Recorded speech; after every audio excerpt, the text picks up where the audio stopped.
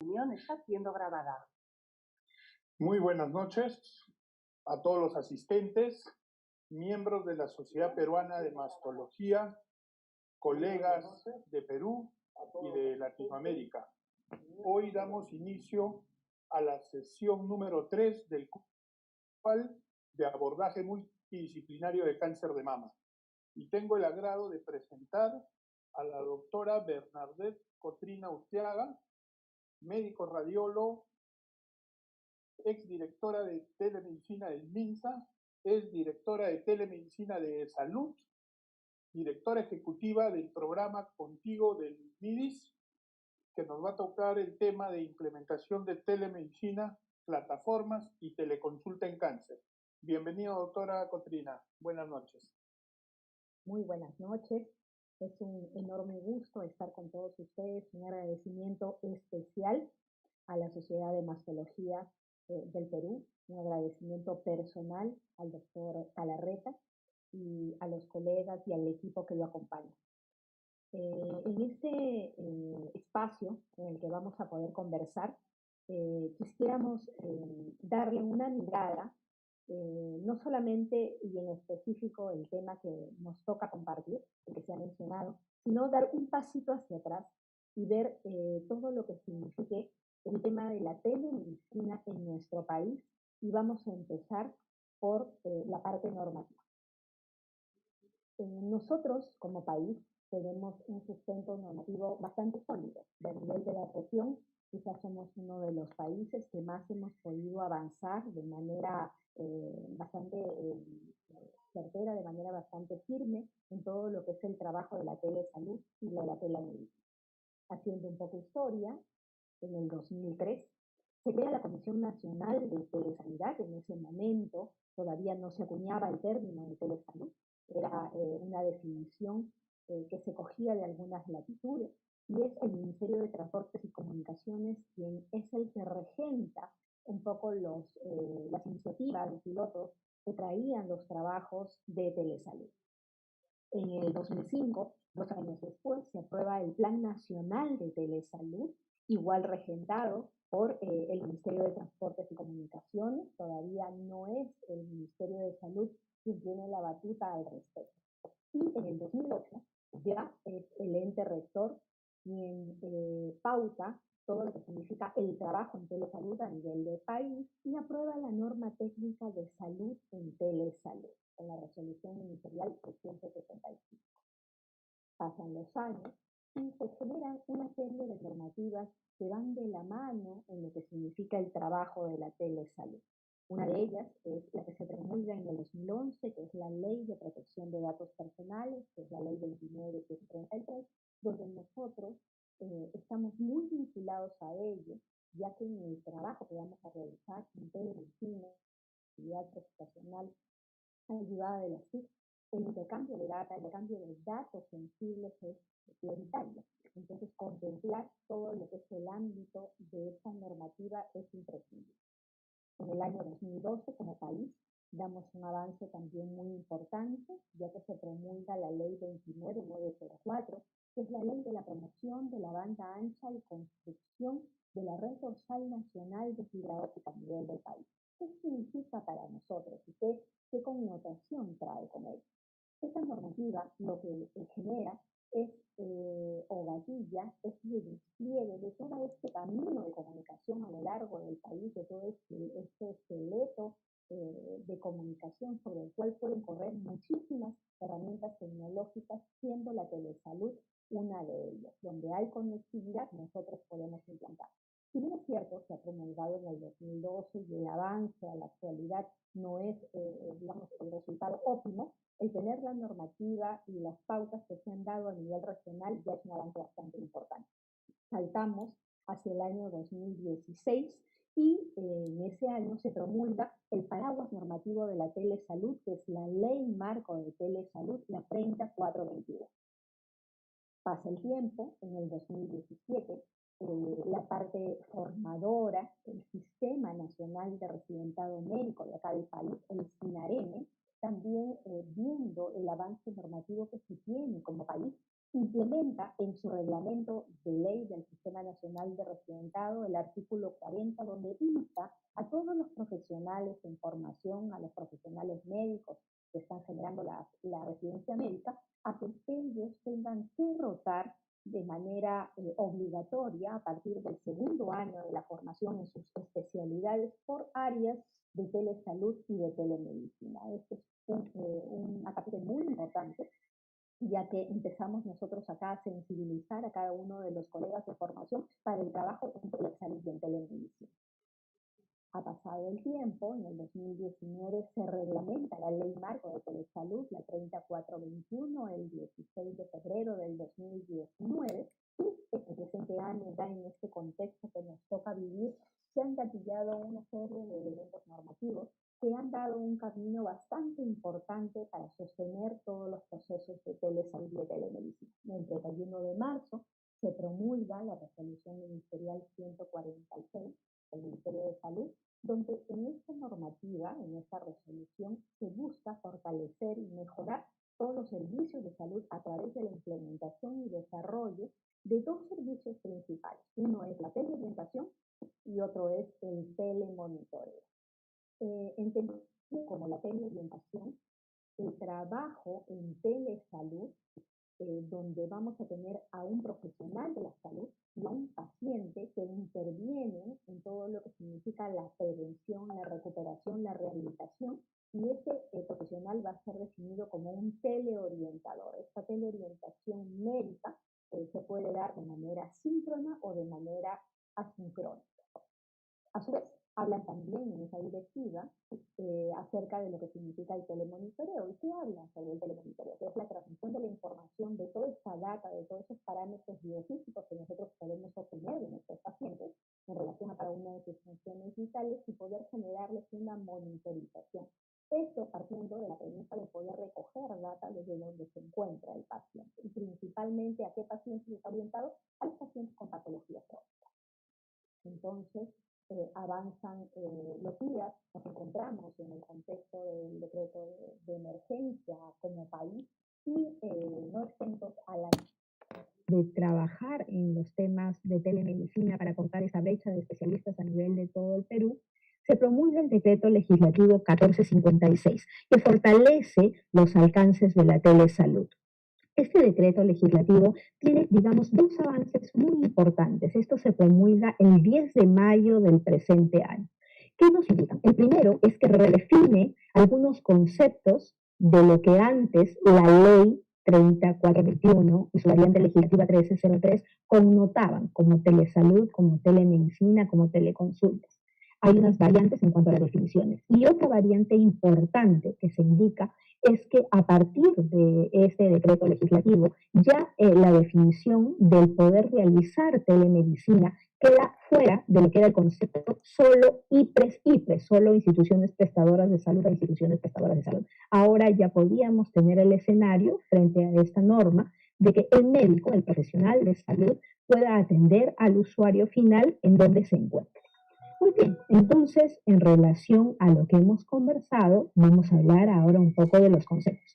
Pero antes de hablar de conceptos, tenemos que tener este marco, digamos, ya conceptual, cerebral de nosotros, de los profesionales médicos, en relación al cambio de modelo asistencial. Hay que tener claro que en lo que nosotros nos hemos formado, muchos de nosotros, ya que somos un poco de la vieja guardia, por así decirlo, en esta formación presencial, pues hoy por hoy tenemos que tener muy clara la mirada de que mucho de nuestro trabajo puede ser telepresencial y que en un momento como el que nos encontramos quizás es de primera línea el trabajo que vamos a gatillar como profesionales de salud.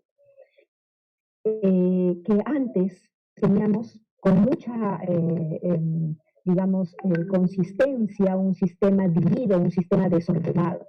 ¿Qué cosa es a lo que nos está llevando el cambio de este modelo asistencial? A buscar un modelo integrado, un modelo conectado, a generar sistemas de gestión médica, a tener sistemas, un GIS, un RIS, un LIS, un PACS, es decir, toda la información de nuestros procesos médicos, de nuestros procesos de atención, a tratar de dejar en el olvido todo lo que significa las historias de papel, los sistemas de almacenamiento. Es decir, esto es algo que nosotros buscamos como objetivo para el trabajo asistencial. La mirada de formación curativa tiene que ser una mirada definitivamente en el entorno preventivo. Y por último, nuestro paciente, el paciente que teníamos probablemente hace unos años, que era un paciente pasivo, un paciente que generaba o que se dejaba generar con muchas de las indicaciones sin mayor consulta o sin mayor, digamos, incertidumbre, pues hoy por hoy es un paciente totalmente informado, es un paciente que tiene todo el manejo de la data a la mano y que nosotros tenemos que estar totalmente preparados para ello. A su vez, hablamos de que la normativa tenía que ver con el cambio de los conceptos actuales de lo que significa la telesalud y la telemedicina. Y es así que se redefine a la telesalud como el servicio de salud a distancia que es prestado por personal de salud competente a través del uso de las tecnologías y que este servicio de telesalud contempla 4 ejes. ¿Cuáles son los ejes? El primero, que es la prestación de los servicios de salud, la parte prestadora.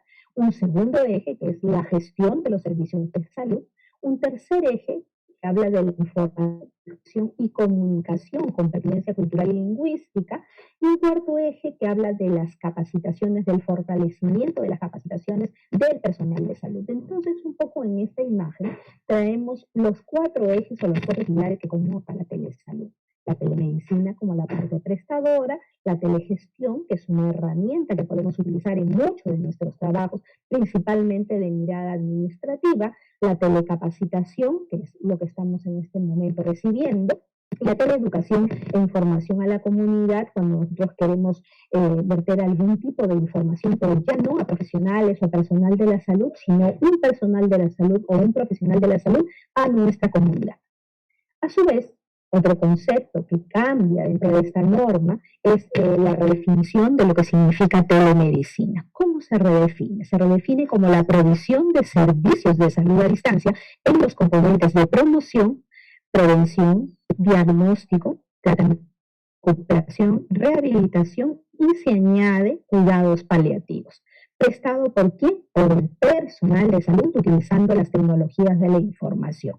Aquí se habla en esta nueva variante normativa de los tipos de telemedicina que dictamina el órgano rector y se promueven 5 tipos de telemedicina. El primero, que es la teleconsulta, el segundo, que es la teleinterconsulta, uno tercero, que es la teleorientación, uno cuarto, que es el telemonitoreo, y otros que indican son los redefinidos o los definidos por el órgano rector, por el Ministerio de Salud.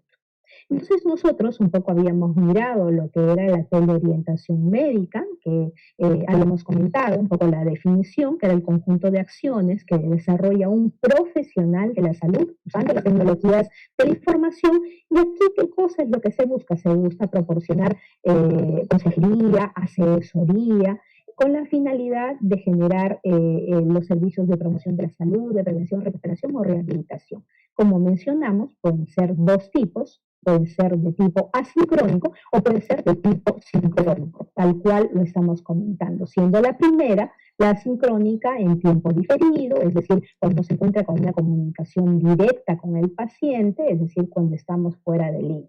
Y siendo la teleorientación sincrónica, todo lo contrario, en tiempo real, utilizando las tecnologías en línea.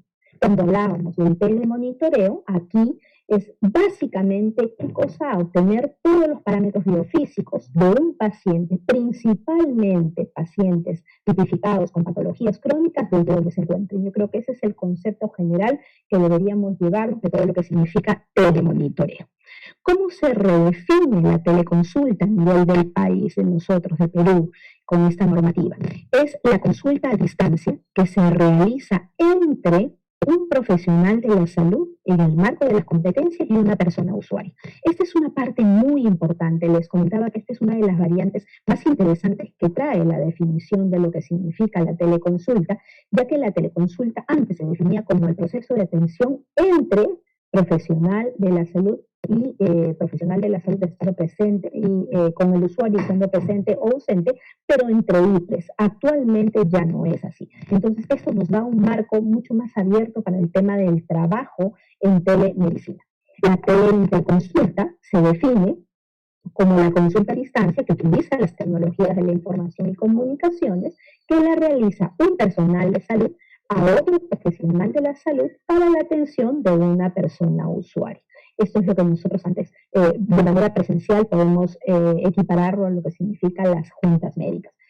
En otros escenarios que no son nuestro país, definen un poco el tema de telemedicina por diferentes tipos o la clasifican de otras maneras, siendo, digamos, la que más predomina el tipo de los componentes en telemedicina con la teleconsulta, con la telementoría y con el telemonitoreo. A su vez, nosotros cuando hablamos de telemedicina, creo que tenemos que tener estos tres ejes como un marco esperable de lo que significa la práctica en telemedicina. ¿Qué significa? Que para cuando nosotros vamos a trabajar en telemedicina, deberíamos pensar que en salud vamos a buscar ¿qué? La mejora de la calidad de salud y la vida del paciente, por ser un acto prestador de atención médica. Otra búsqueda que nosotros tenemos que dar en el trabajo de telemedicina es la optimización del elemento más valioso hoy por hoy, el tiempo.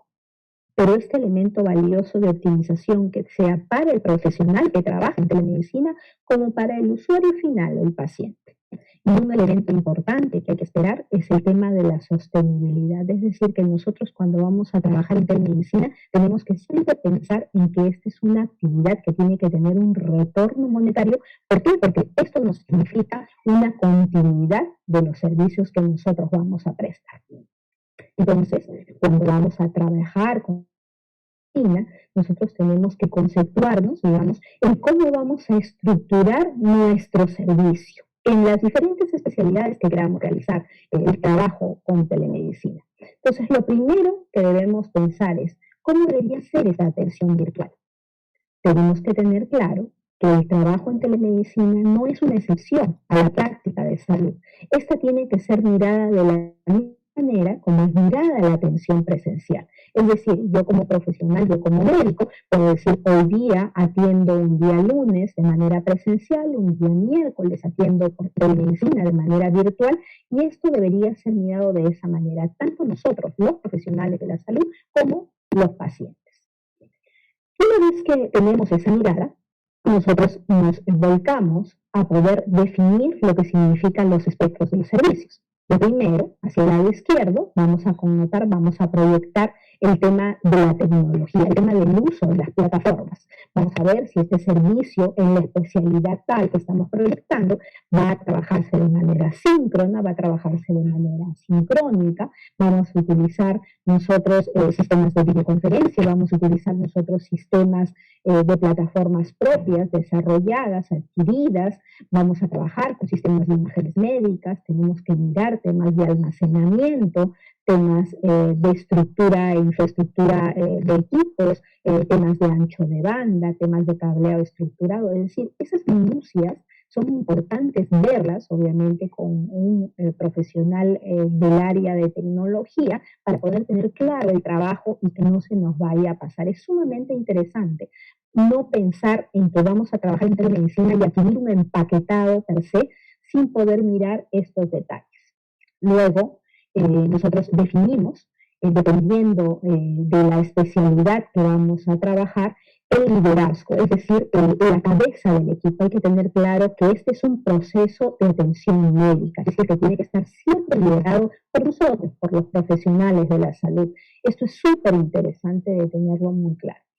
A su vez, miramos si este concepto de proceso de telemedicina vamos a trabajar con elementos de ayuda al diagnóstico o no los vamos a incluir.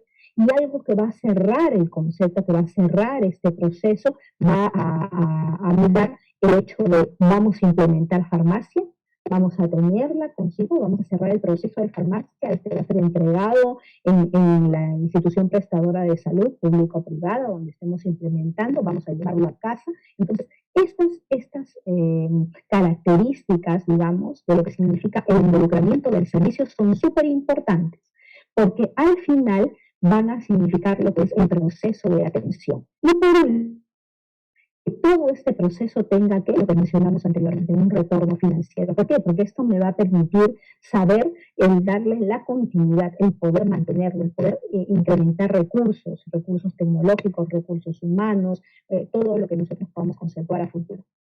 Hacemos luego un pequeño piloto o un caso de uso, generamos en escrito el plan de implementación y solo así tenemos el llamado servicio definido.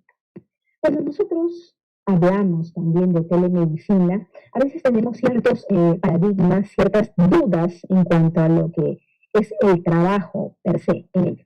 Una de ellas que quizás muy frecuentemente nos encontramos es nosotros vamos a trabajar en telemedicina y eso va a tomar todo mi tiempo, eso va a llevar todo mi horario, me van a contactar 24/7 y eso es algo que nosotros tenemos que tener muy claro.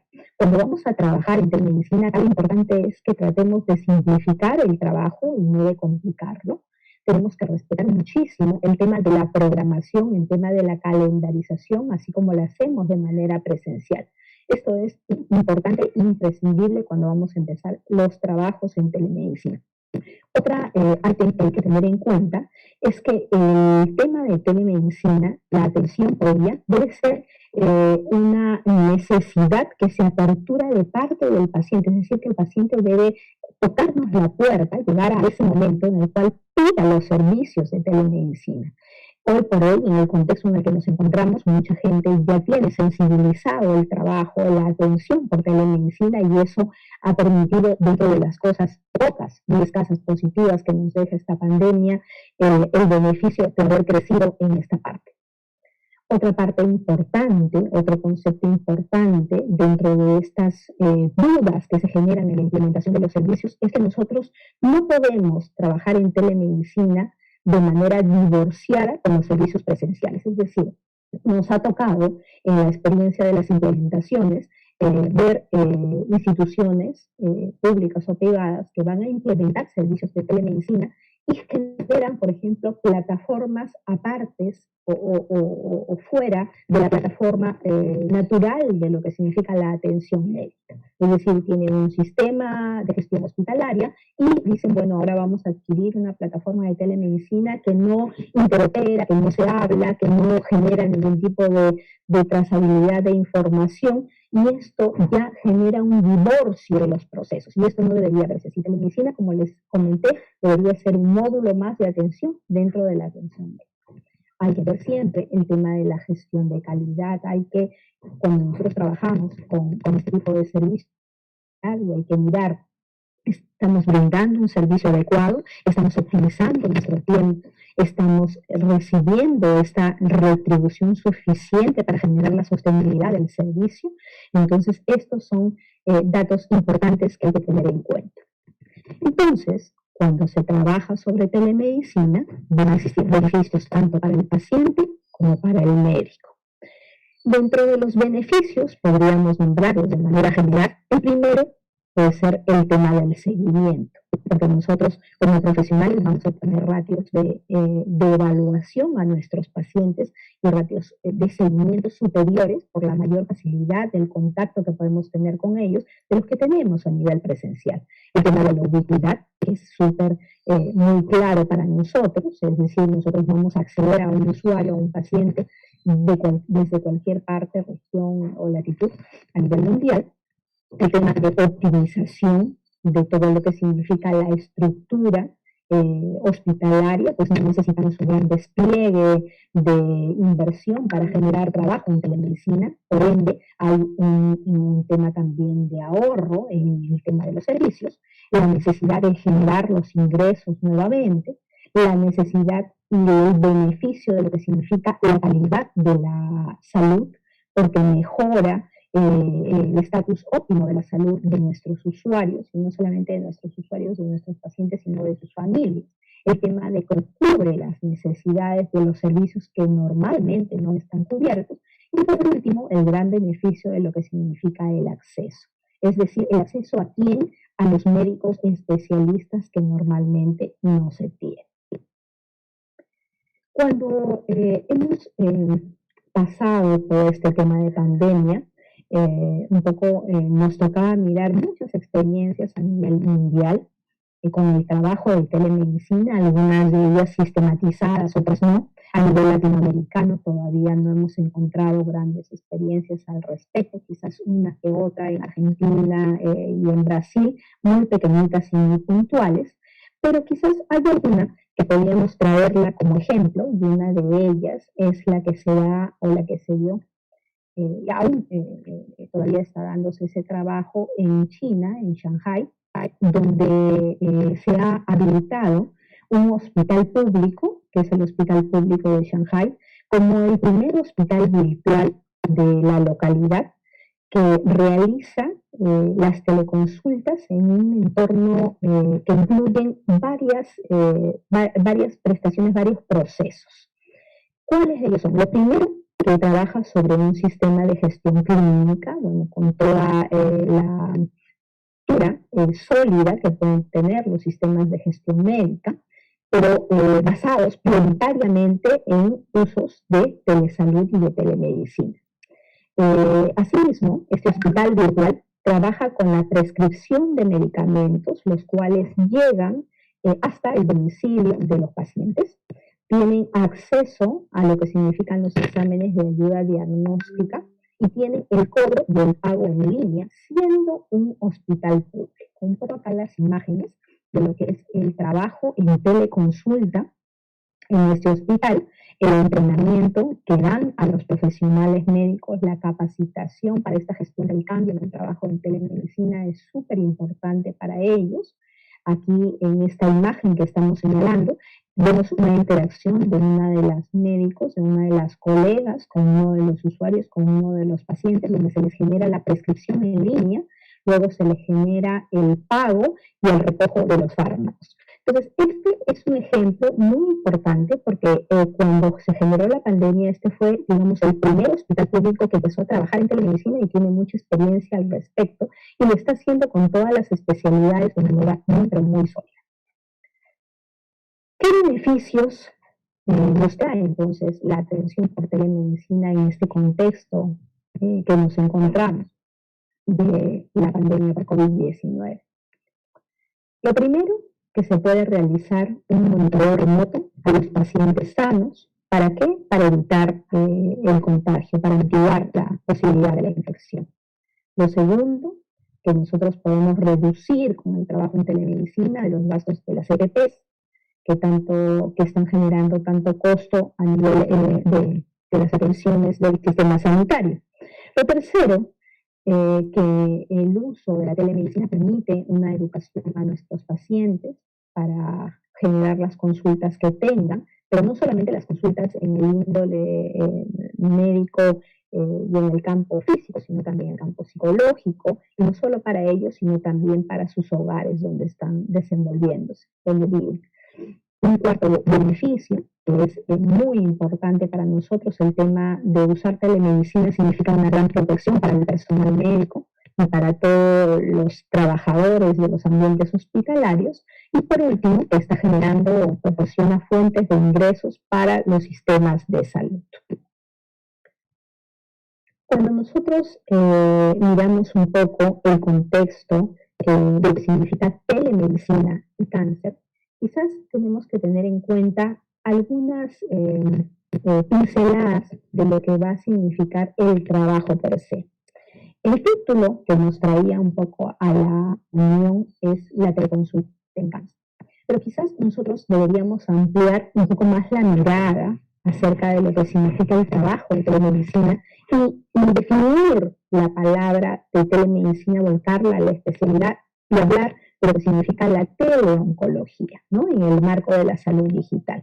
¿Por qué? Porque esto nos permite ampliar el espectro de trabajo en todo lo que nosotros, en todo lo que acontece al marco de la oncología per se.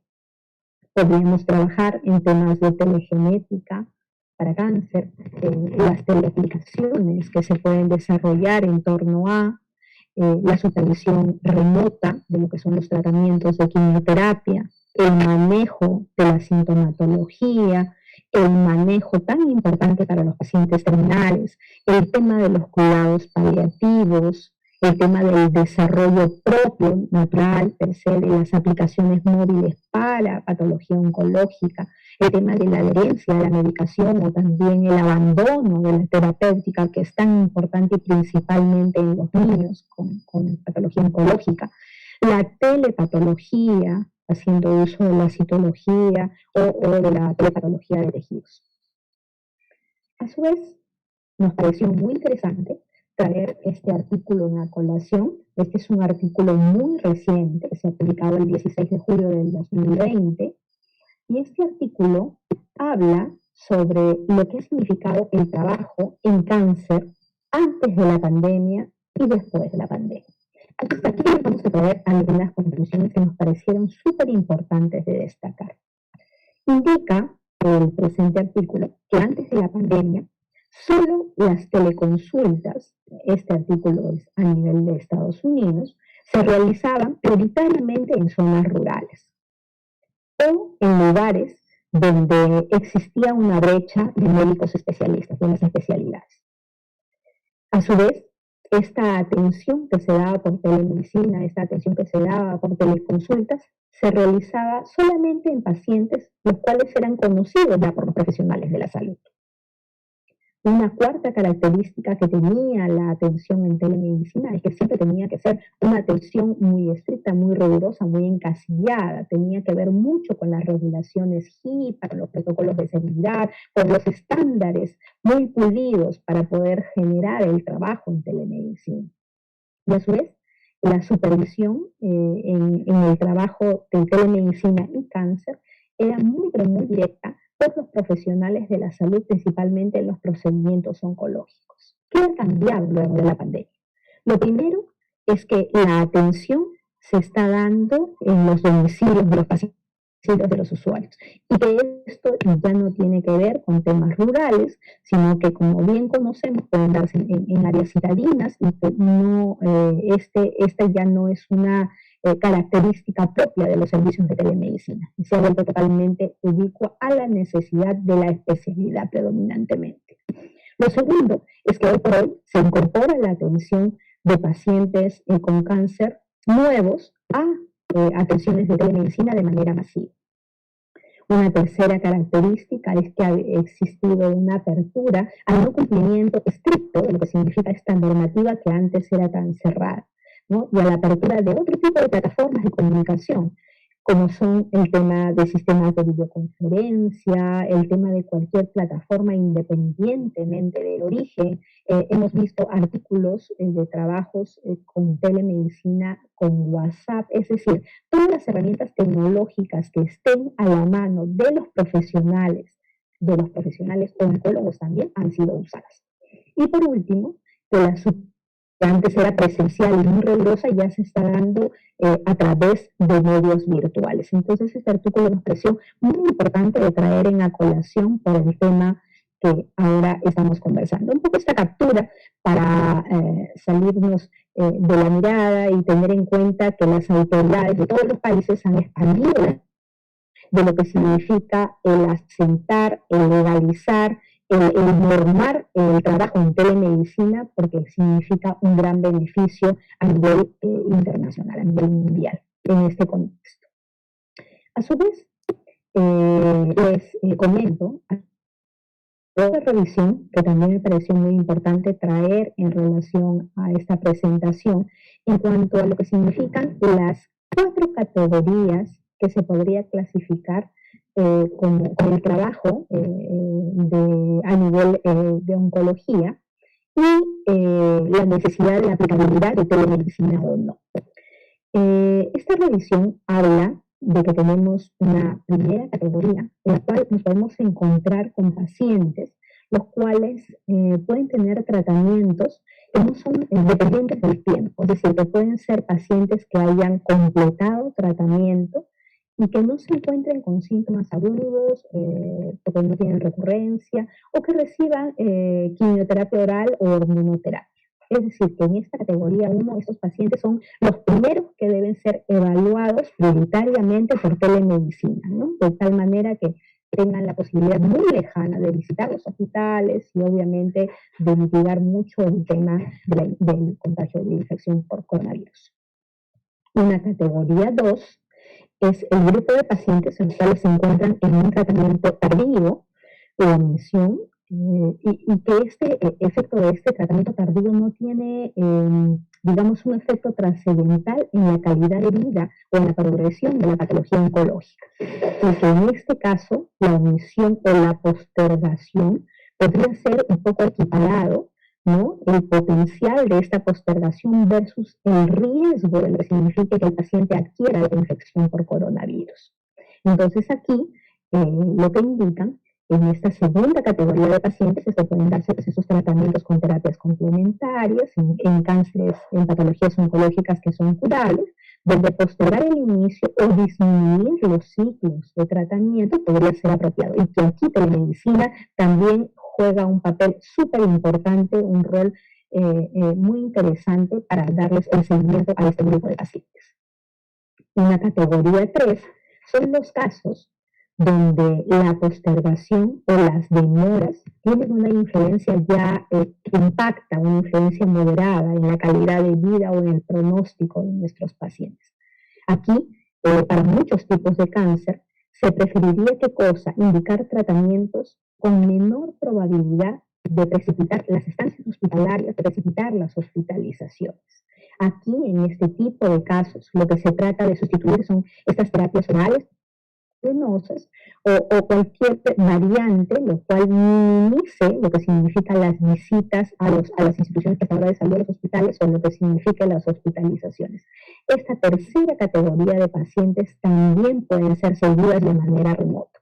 Y luego viene una cuarta categoría de nuestros pacientes, los cuales aquí ya tienen tratamientos que tienen potencial cura y que definitivamente no pueden postergarse de una manera frecuente, ¿no? Aquí entran a tallar patologías como las leucemias, los linfomas de alto grado, es decir, patologías oncológicas que tienen buena respuesta a la quimioterapia, por ejemplo, los cánceres testiculares, los cánceres de ovario, los carcinomas pulmonares. Es decir, en este caso se prefiere no modificar el manejo que tienen estos pacientes, pues la patología per se oncológica es mucho más complicada, puede ser más letal que el propio coronavirus o la propia exposición a la enfermedad. Entonces, ¿qué se da en esta cuarta categoría? Como indicativo es variar el formato de manejo que se está indicando, el manejo presencial, y salvo ciertas evaluaciones podrían darse por telemedicina. Tenemos entonces algunas conclusiones de lo que estamos conversando. Lo primero, la telesalud y los sistemas digitales en general hay que tener en cuenta que han venido cobrando mucho interés en estos últimos tiempos. Y todo ello porque hay que cubrir los servicios de atención médica conservando lo prioritario que es el aislamiento social. A su vez, en estas semanas, la infección, la pandemia ha transformado todos los servicios que brindamos en salud a nivel global. A su vez, ha significado esta pandemia también casi un mecanismo disruptivo, ¿no? Ha significado un mecanismo catalizador para que se implementen de manera muy fuerte todo lo que son los servicios de telesalud y de telemedicina. Hay que tener en cuenta que, de cierta manera, tenemos una ventaja muy importante en el trabajo de telemedicina acuñado a los diagnósticos de cáncer, ya que es esta la manera para poder amplificar todas estas ventajas que tenemos, porque vamos a tener a los profesionales oncólogos del otro lado de la pantalla, por así decirlo, y que esto va a limitar muchísimo la problemática que existe en la actualidad, principalmente en la brecha de médicos especialistas. Otra conclusión importante que significa el trabajo en telemedicina es que siempre esta va a ser una herramienta costo-beneficiosa, que tener en cuenta que hay que implementar la necesidad de plataformas o la necesidad de algún tipo de infraestructura en la medida de la necesidad asistencial del proceso, de ese proceso que mapeamos en una de las láminas de la presente presentación. A su vez, otro beneficio importante es que es siempre recomendable monitorizar la validación y la satisfacción que tiene el personal de la salud en el trabajo de telemedicina y a su vez el paciente. No hay que olvidar que el tema de la calidad de la atención es indispensable y hay que siempre, como profesionales de la salud o como líderes en algún proceso de telemedicina que queramos implementar, generar el seguimiento y la supervisión del mismo. Hay que tener en cuenta que el trabajo en telemedicina, el trabajo con la teleconsulta, acapara o puede atender el 80% de toda la problemática en la consulta externa, pero que a su vez siempre van a haber servicios que van a requerir la presencia física. Y como comentamos al inicio, telemedicina no puede ser mirada como una prestación totalmente aparte, sino como una prestación más dentro del proceso de atención médica. Y por último, siempre hay que tener en cuenta que vamos a generar procesos de telemedicina bajo la mirada de asentar protocolos, de asentar guías para el proceso el cual vamos a implementar, para la especialidad de la cual vamos a trabajar. Y por último, los dejo con esta frase que siempre acuñamos en las presentaciones, que la dimensión humana debe estar siempre al centro de la aplicación de las nuevas tecnologías en salud. Agradezco nuevamente la invitación y quedaré atenta a resolver las consultas por correo, como lo hemos comentado. Muchas gracias. Muchas gracias a la doctora Bernadette Cotrina Urteaga por su excelente ponencia. Asimismo, queríamos indicarle a todos los participantes de que las preguntas que tengan a la doctora Betty Cotrina las hagan colocando su correo electrónico para efectos de que ella les pueda responder a través del correo electrónico. Sin mayor preámbulo, quisiera presentar al doctor José Manuel Cotrina, médico cirujano oncólogo mastólogo, director ejecutivo del Departamento de Cirugía de Mamas y Tejidos Blandos del Instituto Nacional de Enfermedades Neoplásicas, presidente de la Sociedad Peruana de Mastología, cuyo tema será recomendaciones para el manejo del cáncer de mama en tiempos del COVID-19. Bienvenido, buenas noches. Buenas noches, doctor Galarreta. Muchas gracias por la invitación. Quisiera ver si pueden compartir conmigo la pantalla para poner mis diapositivas. A ver.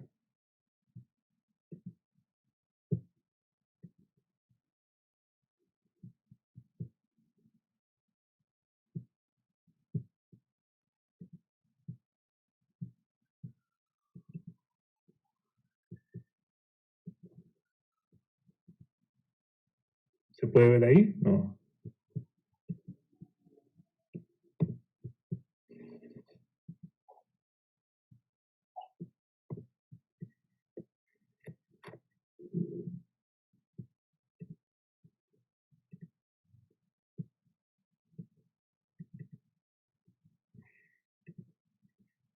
¿Se ve bien?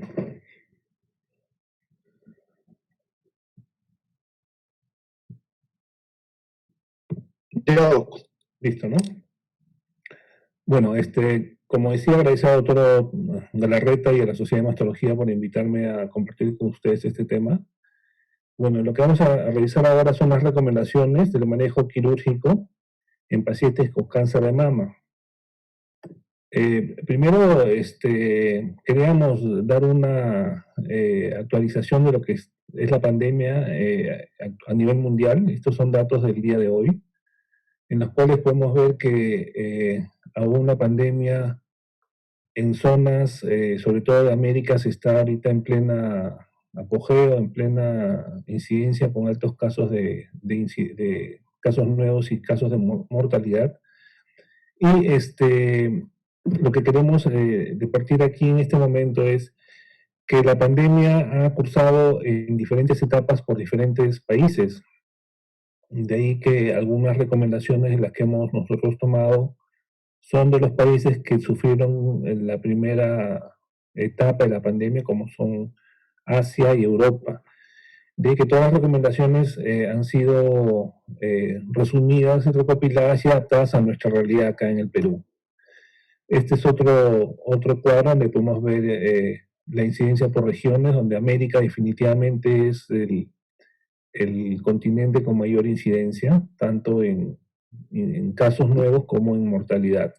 Europa, como vemos, ya ha disminuido la incidencia, pero como vamos a ver después, esta pandemia se caracteriza por los rebrotes y hay países europeos en los cuales con cierta preocupación se está viendo que los casos están volviendo a aparecer. ¿Y cómo estamos a nivel de Perú? Tenemos en el día de ayer 7.000 nuevos de pacientes confirmados de COVID, con 21 muertes. Y esto se ve, como vemos en este cuadro, ya que en el Perú nunca llegó a bajar la meseta, pero sí se ha visto que en julio, cuando se desconfinó la cuarentena, los casos se han incrementado de a pocos y actualmente estamos en una situación un poco difícil, ya que vemos que los casos no disminuyen y por lo contrario están aumentando día a día. Yo quiero traer dos artículos que ya los revisé hace unos días con ustedes también, pero me parece importante para poner en contexto cómo están las cirugías a nivel mundial. Este artículo fue publicado por el Reino Unido, donde hacen una estimación y analizan las cancelaciones de las cirugías, incluidas las oncológicas, en todo el mundo, en las 12 semanas pico de la pandemia, ¿no? De acuerdo a la región y a los ingresos económicos de cada país. En este mapa mundial podemos ver que se proyectan las cancelaciones a nivel mundial de diferentes tipos de cirugías, tanto para patología benigna como obstétrica, y la patología en cáncer, que está en el cuadrante superior a la derecha, donde podemos ver que hay países donde se estima que las cancelaciones van a ser mayores que en otras partes del mundo. Por ejemplo, en África se estima que las cancelaciones de cirugías van a llegar casi hasta un 80, 89, 90%, y en algunos países como la India o en unos países del Medio Oriente. A diferencia de América del Sur, en los cuales la estimación es de que va a haber un número de cancelaciones que puede entre un 40 y un 70%, ¿no? Los países con menos cancelaciones son los países con mayores ingresos económicos, como es Estados Unidos, Rusia, Oceanía y algunos países de Sudamérica. Y este cuadro nos muestra cuáles han sido las estimaciones de cancelaciones para el Perú.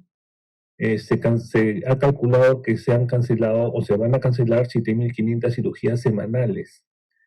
Pero lo que hay que entender en contexto es de que este estudio fue realizado en el mes de mayo, ¿no? Y como sabemos, la pandemia ha ido evolucionando en diferentes regiones y, por ejemplo, actualmente Estados Unidos, Brasil, México, Perú, Colombia son países en los cuales estamos en plena pandemia, por lo que las cifras son referenciales y pueden tener alguna variación.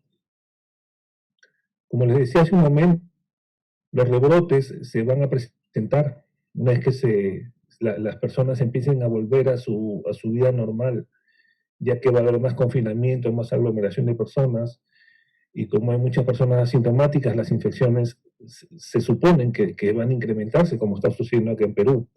Como vemos acá en España, estos son datos de la semana pasada. España ha tenido casi 3.000 casos diarios, después de haber pasado la cuarentena ya hace algunos meses. Igual vemos en Francia, que ha tenido casi 1.600 casos nuevos en un día, el Reino Unido casi 900 y Alemania más de 1.000 casos, ¿no? Esto es importante porque en las recomendaciones que nosotros vamos a dar, tenemos que tener en cuenta de que estamos susceptibles a los rebrotes y cada rebrote va a tener que nos va a tener que hacer modificar algunas recomendaciones de las que ya habíamos establecido. Este es otro artículo que es importante, es un estudio multiinstitucional muy importante que hace un análisis de la mortalidad de los pacientes con cáncer y COVID dentro de los 30 días de la infección. También es para ponernos en contexto y poder analizar. Por ejemplo, que los pacientes mayores tienen más riesgo de mortalidad y que las personas jóvenes. También los hombres tienen mayor mortalidad. No hay variedad en lo que es raza ni en regiones a las cuales pertenecen los pacientes. En este cuadro podemos ver que los fumadores tienen un poco incrementado el riesgo también de mortalidad, y lo que sí es importante es que las comorbilidades, a mayor comorbilidades hay mayor riesgo de muerte. Los pacientes oncológicos, como sabemos, son generalmente personas mayores y con más de una comorbilidad, que por eso se consideran pacientes vulnerables. En este cuadro podemos evaluar, dependiendo del tipo de neoplasia, por ejemplo, los tumores sólidos, se sabe que, o se ha visto en este cuadro que no tienen mayor incremento en comparación con las neoplasias hematológicas, ¿no? Como leucemias o linfomas. Y también respecto al estatus de la enfermedad oncológica, los que están en remisión completa no tienen mayor riesgo incrementado en comparación con los que tienen enfermedad activa en tratamiento y obviamente con los que progresan, ¿no? Y sin respuesta a los tratamientos. Y también algo importante es que el ICOP, ¿no? el grado de estatus de performance de las pacientes, obviamente a mayor ICOP tienen mayor mortalidad. Aquí podemos ver también que los pacientes que son tratamientos con drogas citotóxicas tienen mayor riesgo, así como los pacientes que han sido sometidos a cirugías en las 4 semanas previas a la infección por COVID.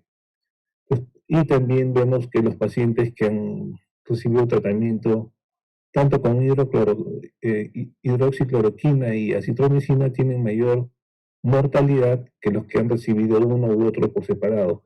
Esto lo asumen ya que esos pacientes son los más graves, por los cuales han necesitado más drogas, y esa sería la explicación por qué tienen más mortalidad. Entonces, bajo este contexto, es importante nosotros poder realizar las recomendaciones para los pacientes con cáncer de mama. Primero, como generalidades, sabemos que son recomendaciones que forman parte de los lineamientos institucionales en el contexto de esta pandemia, en este caso en la región Lima, en el Instituto Nacional de Enfermedades Neoplásicas, ¿no? Estas son unas recomendaciones que hicimos nosotros para la institución. También se recomienda que toda prioridad de elección de cirugía y tratamientos ayudantes deben ser discutidos de un modo multidisciplinario para cada paciente, ya que cada paciente el tratamiento es individualizado. También sabemos que la pandemia puede variar en severidad, como en el tiempo, como lo hemos analizado hace unos momentos, y estas recomendaciones están sujetas a cambios, ¿no? Dependiendo de la gravedad de la pandemia en cada región. También se siguieron todas las recomendaciones de la Organización Mundial de la Salud de lo que es bioseguridad para tanto la atención en pacientes en consulta ambulatoria, hospitalización, sala de operaciones y emergencia. Algo importante es de que, según todas las recomendaciones y las guías, los hospitales oncológicos deberían ser considerados hospitales no COVID, ¿no? Justamente por las comorbilidades de los pacientes oncológicos y el alto índice de mortalidad una vez que llegan a infectarse. Los diferentes estudios demuestran que la mortalidad puede llegar hasta un 26% de un paciente oncológico que puede desarrollar la enfermedad COVID a comparación de una persona que no tiene ninguna neoplasia. Las medidas tomadas dependen de dos aspectos, ¿no? Algo muy importante. Uno, son los recursos institucionales. Y esto es muy importante. Y también las prioridades que se determinan en cada caso, ¿no? Dependiendo del pronóstico y estado de la enfermedad. Tenemos que analizar la edad del paciente, la biología tumoral, si es que puede haber o no complicaciones del tratamiento, la estancia hospitalaria, El uso de servicios complementarios como la unidad de cuidados intensivos, obviamente está restringido para algunos casos en pacientes COVID. Todo esto nos va a hacer adaptar cuáles son las mejores recomendaciones para estos tipos de pacientes. También se desarrolló un plan que se implementó durante esta pandemia. La disminución del personal médico y otros trabajadores de salud también produjeron situaciones específicas, ¿no? Hicieron que se adapten las prioridades en el orden en que los pacientes deberían ser sometidos a tratamientos quirúrgicos o no. Nosotros en el instituto hemos tenido una disminución de personal, tanto médico como el resto de personal de salud, por diversas circunstancias, ¿no? Por disposiciones del Ministerio de Salud, que en un inicio dijo que se tienen que restringir las atenciones. Hemos restringido los servicios también de atención en el INEM. Tenemos personal de riesgo, ¿no? Personas mayores de 65 años o con comorbilidades, diabéticos, hipertensos, sobrepeso. Tenemos un número importante de personal contagiado, ¿no? Los cuales obviamente tienen que hacer cuarentena y reincorporarse luego de eso. Hemos tenido horarios restringidos, nos han reducido un 50% la posibilidad de atenciones.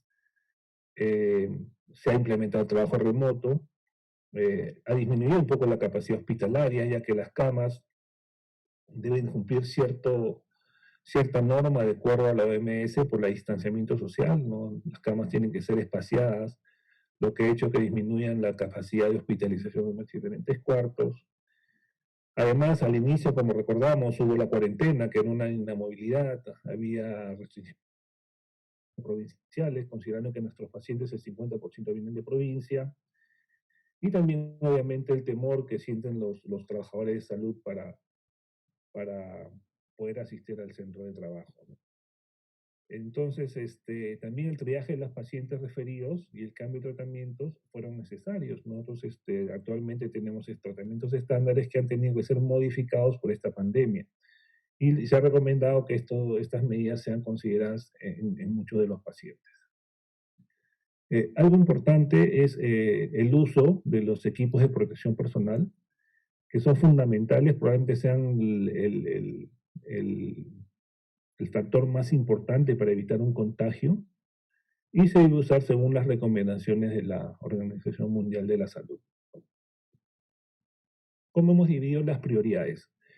Es un consenso mundial que las prioridades se han dividido en tres, ¿no?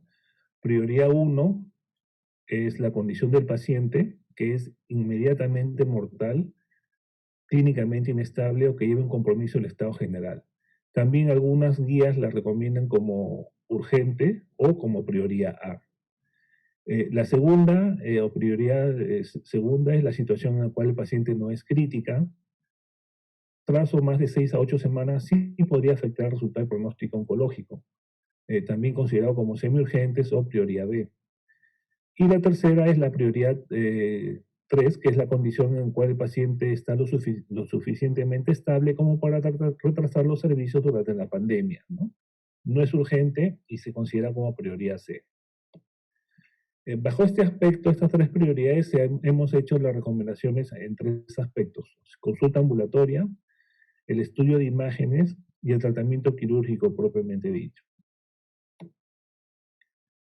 Respecto a las consultas ambulatorias, bueno, el público general refirió a la institución con diagnóstico sospecha de cáncer. Como saben, el Instituto de Enfermedades Neoplásicas es un instituto oncológico. Lo que se trata es de no atender patología benigna, aunque a veces hay algunos casos que entran para diagnósticos diferenciales, pero de preferencia atendemos pacientes solo oncológicos. Entonces, todo paciente deberá tener una hoja de referencia, algún examen o resultado que sugiera o confirme un caso de cáncer de mama en este caso, para poder ser admitida al Instituto de Enfermedades Neoplásicas. Si la paciente presenta algún signo de fiebre, tos o síntomas respiratorios, se aconseja que debe quedar en casa y llamar a las líneas recomendadas por el MINSA y seguir las recomendaciones dadas por ellos. Cuando se haya resuelto el problema respiratorio, ya podrá llamar y sacar cita en el Departamento de Cirugía de Mamas y Tejidos Blandos para su pronta atención. También se aconsejó de que las pacientes que acudan al INEM de preferencia lo hagan solas y si en caso necesiten de un acompañante, de preferencia que sea menor de 65 años y que no tenga comorbilidades, ¿no? O las tenga pero controladas.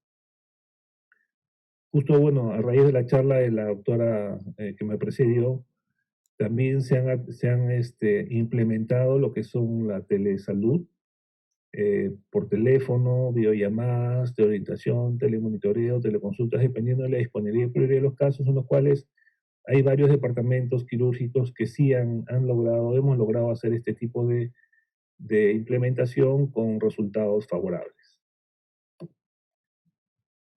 Respecto a las consultas y prioridad 1, lo que se aconseja es que los pacientes nuevos con diagnóstico de cáncer de mama deben ser vistos como primera consulta.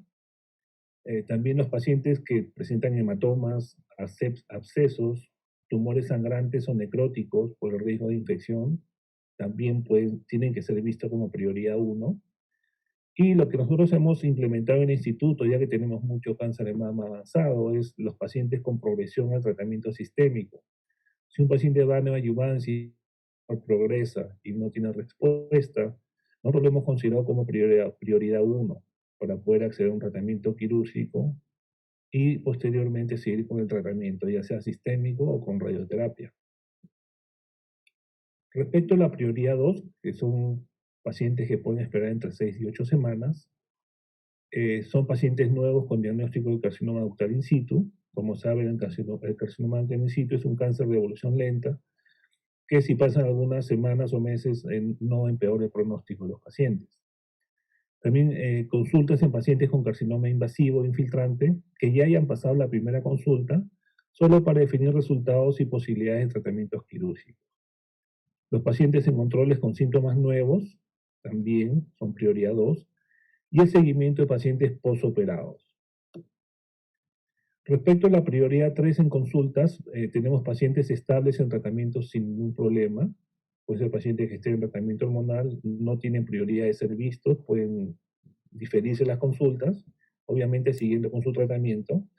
En el instituto se ha implementado también el reparto de medicinas a muchos pacientes, tanto a domicilio como a las diresas, para que puedan ser repartidos. También prioridad 3 son controles de pacientes con cáncer de mama, sobrevivientes, o sea que están en controles periódicos. Tampoco es una prioridad urgente verlos, podrían esperar unos meses. Patologías benignas, aunque no las vemos en el INEM, pero algunos casos, como le digo, lo podemos ver como lesiones atípicas. Pacientes de alto riesgo o pacientes con mutaciones genéticas tipo BRCA, que no es una imperiosa necesidad verlos ni operarlos, también podrían esperar el fin de la pandemia para poder ser atendidos. Y obviamente los exámenes preventivos que han sido abandonados en casi todas las instituciones. Respecto a las imágenes, tenemos que en prioridad 1 no hay ningún caso que amerite un examen de imágenes. Pero en prioridad 2 sí tenemos pacientes con lesiones sospechosas de cáncer de mama, ya sean BRAF 4 o BRAF 5, o pacientes que necesiten ser sometidos a biopsia y lesiones sospechosas por imágenes. Son catalogados como prioridad 2. Y en imágenes, en prioridad 3, tenemos el tamizaje de mamas, ¿no? Hasta que termine la pandemia, se puede esperar hasta un año. Pacientes con hallazgos anormales en controles o screening también podrían esperar entre 6 y 12 meses. Imágenes en pacientes en controles y seguimiento también no es una prioridad, podrían esperar. Y lo que sí se aconseja es diferentes exámenes como resonancias, tomografías, PET scan. Tomografías en el caso de controles y seguimientos, no en el caso de diagnóstico, porque sabemos que la tomografía es un buen método radiológico que nos puede diagnosticar una infección por COVID, ¿no? Sobre todo en pacientes en los cuales hay duda en la prueba molecular o en las pruebas rápidas. Bueno, respecto al tratamiento quirúrgico, también los hemos dividido en 3 prioridades. Prioridad 1 son cirugías de rescate. Como dijimos al inicio, los pacientes que reciben tratamiento y no tienen respuesta y progresan, para nosotros son pacientes con prioridad 1. Cirugías paliativas de tumores sangrantes, necrosados, tenemos mucho cáncer de mama avanzado. Y estos tumores, si uno no los trata a tiempo, puede producir un cuadro séptico o pueden volverse inoperables o requerir cirugías mucho más extensas con participación de cirugía plástica para cubrir defectos. Entonces, lo importante es tratar de darles la prioridad del caso para disminuir el tipo de cirugías y no sean tan radicales. Pacientes con sangrado o con revisión de hemostasia también son prioridad 1, drenaje de abscesos o hematomas de mama, isquemia de colgajos de mastectomías y los casos de revascularización o revisión de un colgajo de tejido autólogo. Se aconseja que las reconstrucciones autólogas deben ser diferidas, ¿no? Algunas fotos de los pacientes con hematomas o con necrosis de los colgajos, que sí son prioridad 1. Respecto a prioridad 2 en el tratamiento quirúrgico, hemos considerado las cirugías en pacientes post-neoadjuvancia. Son pacientes que han recibido tratamiento y han tenido una buena respuesta y tenemos hasta 6 u 8 semanas para poderlas operar sin necesidad de que esto implique una disminución en los pronósticos y sobrevida de estas pacientes. Lo que quiero acá decir, algo claro, es que la pandemia empezó en el mes, bueno, en nuestro medio en el mes de marzo. Estas recomendaciones fueron implementadas en el mes de marzo. Y tenemos que considerar que hay dos aspectos. Un grupo de pacientes que en esa época eran consideradas prioridad 2, actualmente que ya han pasado más de 4 meses, han pasado a ser prioridad 1. Entonces, eso hay que tener en cuenta a la hora de recategorizar los pacientes para darles el mejor tratamiento sin que esto afecte, como decía, su sobrevida ni su pronóstico. Pacientes también con estadio clínico T2 o N1 con receptores hormonales positivos y R2 negativo, también son prioridad 2, aunque algunos de ellos podrían recibir tratamiento hormonal mientras pase la pandemia. Pacientes con tumores triple negativo o R2 positivo, como sabemos, las guías recomiendan que estadios 2 de este tipo de pacientes deberían empezar con neoadjuvancia, pero estadios requerirían tratamiento quirúrgico de inicio.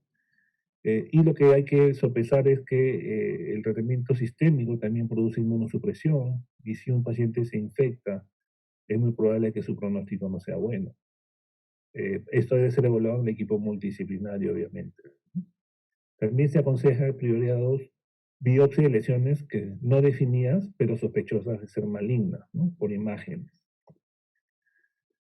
Pacientes con recurrencia de cáncer de mama también son prioridad 2 y en algunos casos se aconseja preferir la cirugía de conservación, ¿no? Siempre que se cuente con equipos y con tratamientos con radioterapia disponibles y que el número de visitas de pacientes a los servicios no sea tan frecuente para disminuir riesgos de contagio.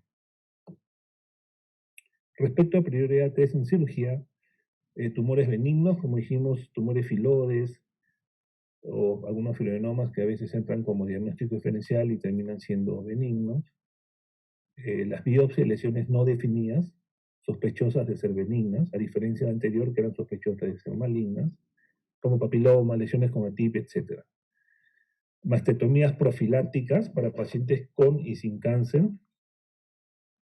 También se aconseja a prioridad 3 los pacientes que han tenido una escisión de un tumor y no se llegó a realizar el centinela. Se consideran que estos pacientes podrían ir a prioridad 3 y hacerse centinela después que pase la pandemia.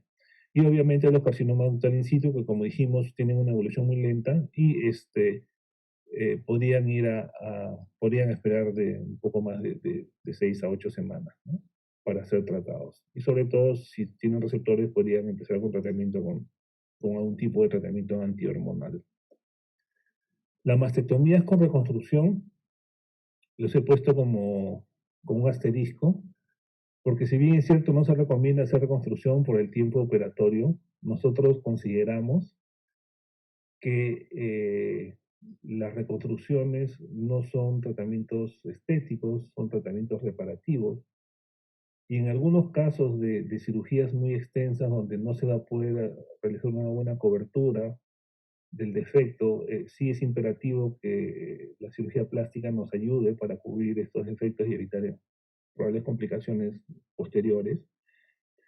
Y aparte también el hecho de que una paciente vaya a ser sometida a una mastectomía y posteriormente a radioterapia, como sabemos, la reconstrucción con prótesis, con expansor prótesis en una paciente irradiada es mucho más difícil y generalmente puede hacer un rechazo o una extrusión de la prótesis, por lo que generalmente se les aconseja hacer reconstrucciones con flaps, con los TRAM, que son cirugías mucho más mórbidas, con mucho más complicaciones, con mucho más tiempo de recuperación, y eso podría complicar en una época de pandemia. Por eso nosotros estamos de acuerdo que las reconstrucciones reparativas con expansores, que no tienen mayor tiempo operatorio, sabemos que una prótesis se puede poner en 30 minutos, yo creo que podría ser parte del tratamiento quirúrgico de una paciente de cáncer de mama, ¿no? También en prioridad 3 son reincisiones de lesiones y tumores estadios tempranos con respuesta hormonal, en los cuales pueden ir a tratamiento hormonal mientras pase la pandemia. Respecto al ganglio centinela, también hay algunas recomendaciones que están, no todas están a veces coordinadas o no están de acuerdo, pero nosotros creemos de que la valoración del ganglio centinela en pacientes con cáncer de mama, con cirugía de inicio, podría ser diferida para FINA, a fin de disminuir el tiempo operatorio y de exposición si se cumple con algunos criterios, ¿no? Como sabemos, el estudio Z0011 de Armando Giuliano, en los cuales ya se demostró que una paciente que es sometida a cirugía de conservación y con axila clínica negativa y en los cuales se detecta uno o dos ganglios positivos, podría evitarse la disección, ya que esta paciente va a recibir radioterapia externa y esto podría cubrir algún otro ganglio en el grupo 1 que pudiera dejarse. Y se ha demostrado que la recurrencia y sobrevida es la misma. Creemos que este grupo de pacientes podría evitarse el centinela en el acto quirúrgico. Y también hay un grupo importante de pacientes que van a neoadyuvancia, que tienen inicialmente axila negativa y luego de la neoadyuvancia tienen muy buena respuesta. Entonces estos pacientes en los cuales se asume que si tienen una respuesta en el tumor primario y la axila es negativa, obviamente no va a ser enfermedad axilar. Podrían también ser sometidas a un ganglio centinela diferido. Y en algunos casos que sí se amerite, yo creo que no va a ser mayor problema, ya que, bueno, lo que hacemos en el instituto es uno hace primero el centinela y mientras va haciendo la tumorectomía, o cuadrantectomía o la mastectomía, ya tenemos respuesta del centinela y podríamos actuar en el mismo momento, merita una disección de axila. Considerando que si no lo hacemos, tendríamos que reintervenirla y eso implica obviamente nueva anestesia, nuevas operaciones, nueva exposición, nuevo riesgo. Si bien es cierto, la posibilidad de una reintervención es baja, es de 5-8%, igual en algunos casos creemos que sí se podría realizar en el acto quirúrgico. Considerando que patología tampoco no está en sala, está en su servicio y no va a haber mayor problema de aglomeramiento de gente en sala de operaciones. Respecto a la radioterapia intraoperatoria, este método lo estamos haciendo en el instituto ya desde el año 2014. Es un método muy sencillo de realizar. Es un método que nosotros lo hacemos ya de forma rutinaria en algunos pacientes y el tiempo operatorio adicional de este procedimiento igual no es más de 30 minutos. Y hay un grupo de pacientes que son sobre todo los pacientes que cumplen los criterios para target A, son pacientes luminales A con estadios tempranos, sin ganglios, que yo creo que sí se van a beneficiar de este tratamiento, porque el hecho de operar o de demorar unos 30 o 35 o 40 minutos más en sala de operaciones, a los pacientes target A les va a evitar el venir entre 20 a 33 días al hospital a irradiarse, a exponerse, donde hay aglomeración de gente y obviamente con mayor riesgo de infección por el virus. Yo creo que este procedimiento en casos seleccionados sí lo podríamos hacer y eso evitaría a muchos pacientes el riesgo de una infección posterior. Algunas recomendaciones adicionales. Se debe considerar en la historia clínica claramente el por qué la decisión, ¿no?, que se ha tomado por el equipo multidisciplinario.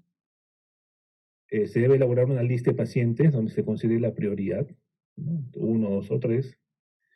Se recomienda que todo paciente vaya a ser sometido a una cirugía, debe tener una prueba molecular COVID y o una tomografía de tórax en caso de alguna duda o una discordancia entre una prueba y los síntomas.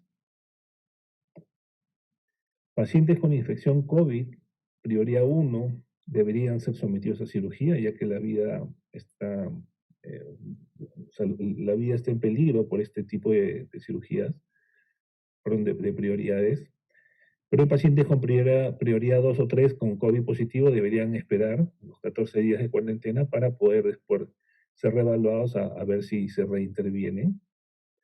Debe haber un consentimiento informado que debe incluir las posibles complicaciones por infección por COVID. Algunas recomendaciones ya menores: reabsorber, uso estricto necesario de drenes, ya que los drenes, para evitar que el paciente acuda a la institución o al hospital, los drenes deben ser manejados por ellos mismos, se les instruye para que lo manejen y ya cuando necesiten ser retirados y acudir a la institución.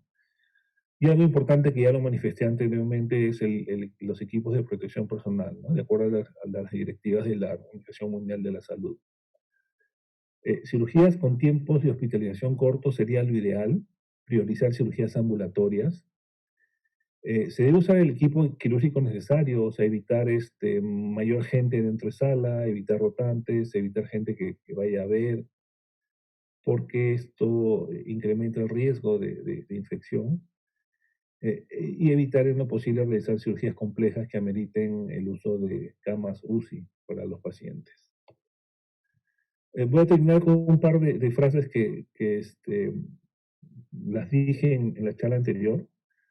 La pandemia puede variar en severidad con el tiempo y estas recomendaciones están sujetas a cambios dependiendo de la gravedad de la pandemia.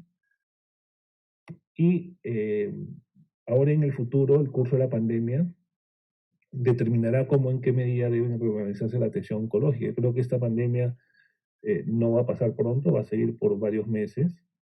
Y esto nos va a hacer a nosotros, como oncólogos, reestructurar toda la atención en los pacientes de acuerdo a las prioridades.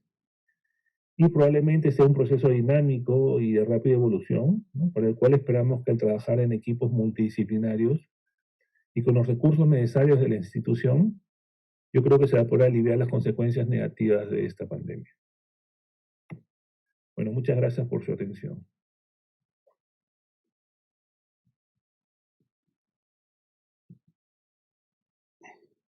Muy bien, agradecemos a las excelentes presentaciones que nos han dado tanto la doctora Bernadette Cotrina como el doctor José Manuel Cotrina, y dejamos abierta la posibilidad de que se realicen algunas preguntas de los médicos que están participando en estos momentos.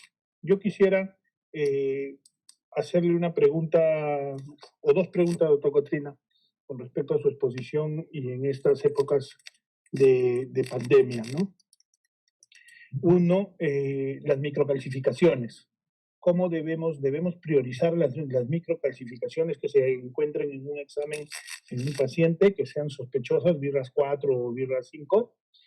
Y los pacientes T1 triple negativo o ER2 positivo, son pacientes que deberían entrar a cirugía, deberían tener marcación y tratamiento sistémico. Ya, sí, buena pregunta. Respecto a las calcificaciones, justo lo comentamos en prioridad 2 y 3. Cuando hay unas microcalcificaciones que sean altamente sospechosas, yo creo que sí deben ir a cirugía, ¿no? O a biopsia por estereotaxia si en caso de la merite el caso. Pero si las lesiones, microcalcificaciones u otra lesión mamográfica o ecográfica son inciertas, pero no son tan sospechosas de malignidad, son las que se podrían esperar. Pero unas microcalcificaciones BIRAS 4 o 5 sí están consideradas como prioridad 2, que deberían ser sometidas a biopsia. Y respecto la otra pregunta, ¿cuál era, Antonio?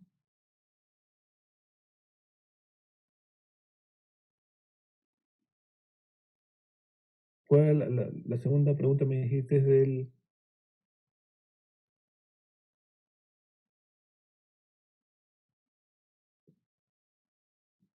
¿Antonio? Sí, Doc, la pregunta era aquellos pacientes T1, ya, T1. triple positivo o ER2 positivo, Ya, que T1. deben, sí. Ya, bueno, los consensos son que los estadios 1 deben ser sometidos a cirugía. ¿No? Hay justo en las recomendaciones habían dos tendencias. Unos que decían que es mejor someterlo a cirugía de inicio, porque el hecho de someterlo a un tratamiento sistémico, que igual lo va a recibir después, implica probablemente procesos de inmunosupresión y mayor riesgo. Pero hay otros que sí aconsejan marcar el tumor y mandarlos a la adyuvancia. Particularmente, tú sabes que en el instituto hacemos muchísimas cirugías rápidas, de bajo riesgo, ambulatorias. Mi opinión, deberían ser sometidos a cirugía, ¿no? Y de ahí ya, estadios 1, después completar el tratamiento con adyuvancia, ¿no? Considerando que los triple sobre todo en los SER2, ¿no? Tú sabes que en estadios localmente avanzados o en estadios 2, usan tanto las drogas de pertuzumab y trastuzumab. Pero en estadios tempranos, yo creo que no hay tanta diferencia en el uso de una o ambas drogas, ¿no? Yo preferiría como oncólogo, como cirujano, operar este tipo de pacientes, ¿no? Sobre todo estadios 1. Los 2 sí definitivamente tienen que ir a marcaje clip de tumor y ir a la adyuvancia, ¿no?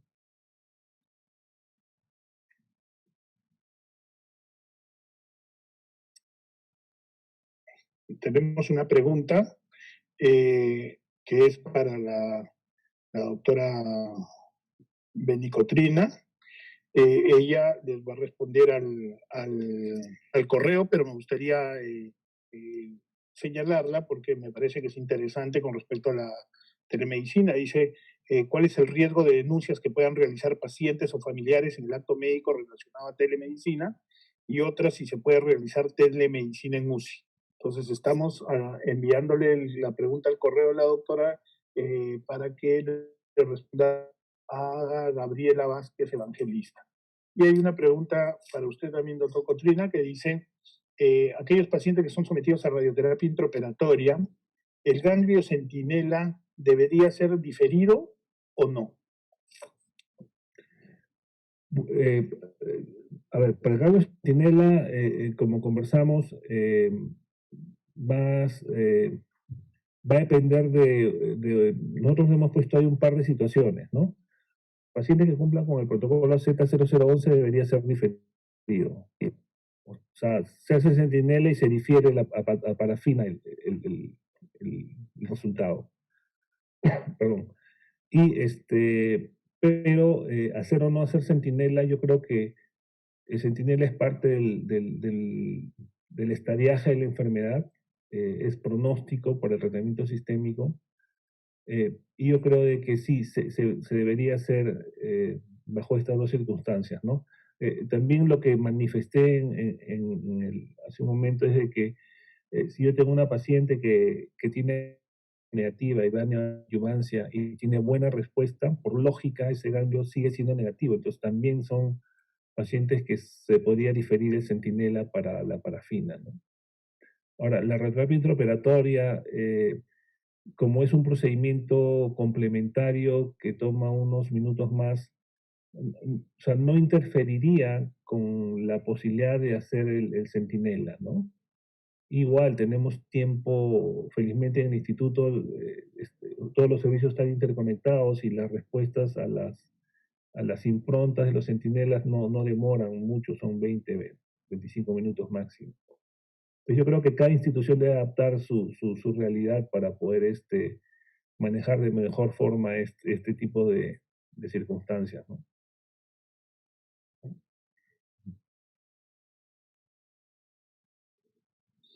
Ok, y ya no hay más preguntas, por lo que agradecemos a todos por su participación y permanencia. Los invitamos al mismo tiempo a contestar la encuesta que está de esta sesión. Y también invitamos a la sesión número 4, que es el sábado 15 de agosto, a las 11 de la mañana, hora de Perú. Y también hacerles recordar que no olviden cerrar su sesión para el control de su asistencia. Al final del curso vamos a otorgar el certificado o la constancia con una asistencia mayor al 75%. Muchas gracias a todos. En nombre de la Sociedad Peruana de Mastología, les agradezco y me despido hasta el sábado 15 a las 11 de la mañana.